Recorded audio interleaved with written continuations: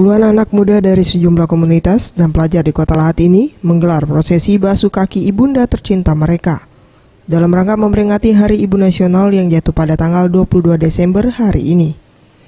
Dengan suasana yang haru, puluhan anak muda ini menyampaikan permintaan kata maaf atas salah dan hilap yang pernah mereka lakukan sebelumnya. Suasana pun semakin haru saat puluhan ibu dan anak ini berpelukan erat bahkan berurai air mata ketika sang anak menyampaikan permohonan maaf atas kesalahan yang pernah dilakukan kepada ibu yang mereka cintai. Peringatan Hari Ibu ini juga diwarnai dengan bermain permainan tradisional bersama antara ibu dan anak. Sejumlah permainan tradisional yang nyaris punah seperti engklek atau petak gunung, lompat tali, dan gobak sodor juga turut mewarnai kegiatan ini.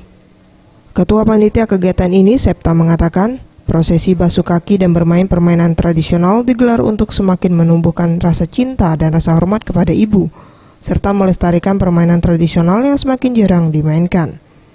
Kayaknya yaitu ada prosesi basuh kaki secara massal, basuh kaki ibu secara massal, juga memainkan Kampung Anak Lematang yang sekarang kita sedang promosikan, di mana permainan anak-anak pada zaman dahulu itu sekarang sudah tidak dimainkan lagi oleh anak-anak zaman sekarang. Sementara itu, salah seorang pelajar, Indah Permatasari, mengatakan kegiatan ini menjadi momen yang tepat baginya untuk meminta maaf dan mengutarakan rasa sayang kepada orang tua. Pastinya inget banget waktu kayak sering ngelawan omongan orang tua, kayak sering ibaratnya nggak ngedengar omongan orang tua, itu pasti tercurah semua. Untuk di momen saat ini, itulah saat kita untuk kayak bener-bener ngeluapin rasa cinta kita, minta maaf ke orang tua. Zulfikri, Sriwijaya TV.